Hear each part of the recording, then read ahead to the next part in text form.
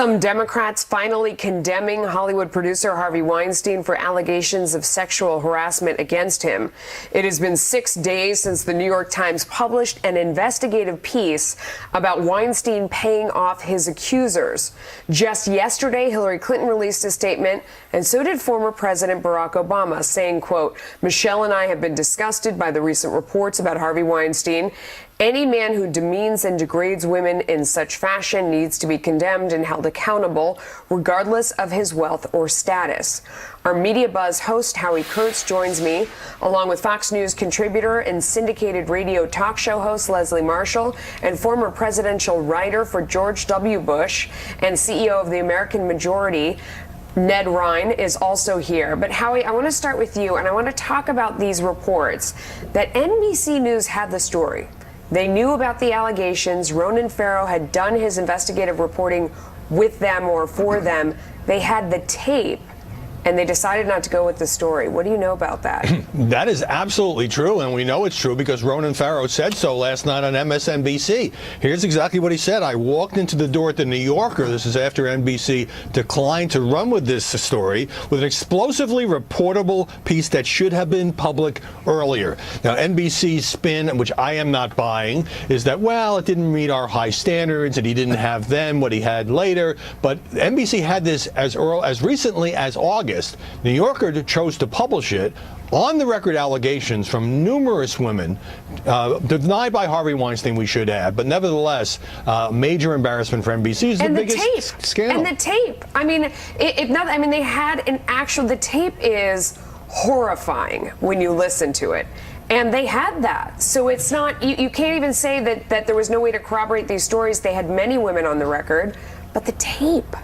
Well, maybe some of the women hadn't yet agreed to be on the record, but the tape, the audio tape, is absolutely chilling. This is an Italian model 2 years ago who was wearing a wire, New York Police Department, after she says that Harvey Weinstein groped her. The next day you hear him trying to badger her to go into a room with him alone. He acknowledges the groping the previous day on this tape. That in and of itself would have been a story. And so you have to question, Melissa, the business relationships between NBC's Universal Pictures, NBC's Bravo, and Harvey Weinstein's company. They were cross-producing and distributing different TV and movie products. Was it that? Was it the fact that Harvey Weinstein's a big Democratic donor and a progressive that made NBC's appetite a little less voracious for this story? But clearly, NBC could have broken this story, chose not to, and it's hard to understand that decision.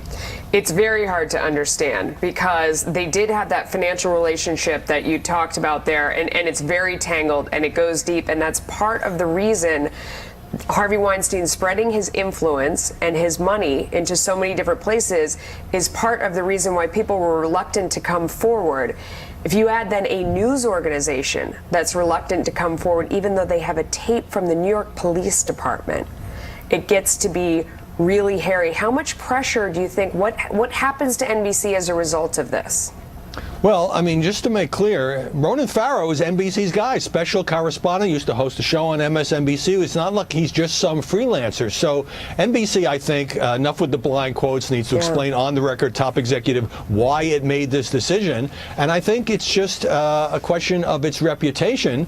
NBC also, didn't go with the Access Hollywood tape, Access Hollywood having a business relationship with NBC as well. It's easy. There are a lot of journalists, apparently, who were intimidated by Harvey Weinstein or who looked the other way, but NBC had this story in its corporate hands and walked away from it. That is not NBC's finest hour by any shot. And Leslie, this is why we're also focused on the political angle of this, is that one of the reasons that someone is able to get away with this kind of behavior is because they do have financial influence all over the place, and that, giving donations to so many in the Democratic Party, even employing his production company, employing President Obama's daughter as an intern. I mean, he really had his reach and his tentacles everywhere. Yes, he did, but this is not about political side or ideology. This is about power, and it is about money, but power even more so. We saw that happen here in Hollywood with Bill Cosby. For years, some of these women that have now come forward together as a unified force, they called media, and everybody turned their back because it's Bill Cosby. Everybody loves Bill Cosby. That can't be true. So I think it's power, and certainly in Hollywood, it is about politics, there is though, that because it can't be true. Leslie, if I can stop you for a second, it is about politics because he was spreading his influence through donations all over the Democratic Party, and it was another way of ensuring that, you know, he had some recourse. The same way when he went out and asked people, please speak up for me, he felt like he had bought off everyone, I would think. Ned, what do you think? No, Melissa, I mean, I think one of the bigger parts of this story is the fact not just the hundreds of thousands that Weinstein gave directly to the Democrat Party, it's the millions and millions of dollars that he helped raise for the Democrat Party. We're talking about one of the major financiers of the Democrat Party who's a sexual predator. And it's, you know, I'm glad the Clintons and Obamas finally found it within themselves to condemn this behavior.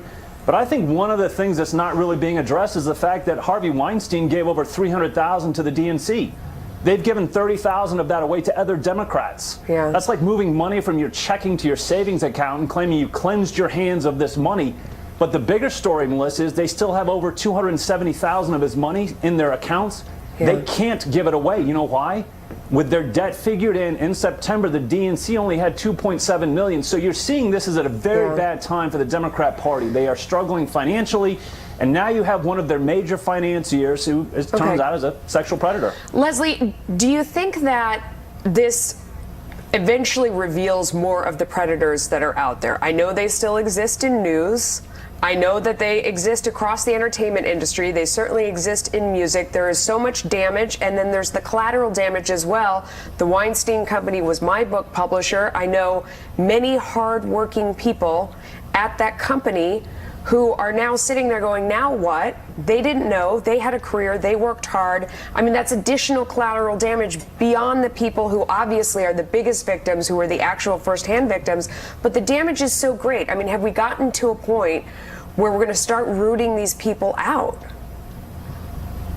Well, I hope so, Melissa. You know, I think personally I've been the victim of sexual harassment over my years in this business, and I and many other women were afraid because of those people in power or people above them, even more powerful, who you may fear wouldn't listen to you. I hope this urges people to come out, and I think this is actually why there is a hesitancy, quite frankly, when information first comes out in this culture of fake news, if you will, for people to wait. The president waited. Hillary Clinton waited. Former President Barack Obama waited to say something. And even these women certainly have waited a long time to come forward. It takes a lot of guts. They were brave. They were courageous. But I do think it is a green light for others, not only against this, but any perpetrator, regardless of their political leanings, to come forward so that justice can be done. Ned, real quick, I'll give you the last word.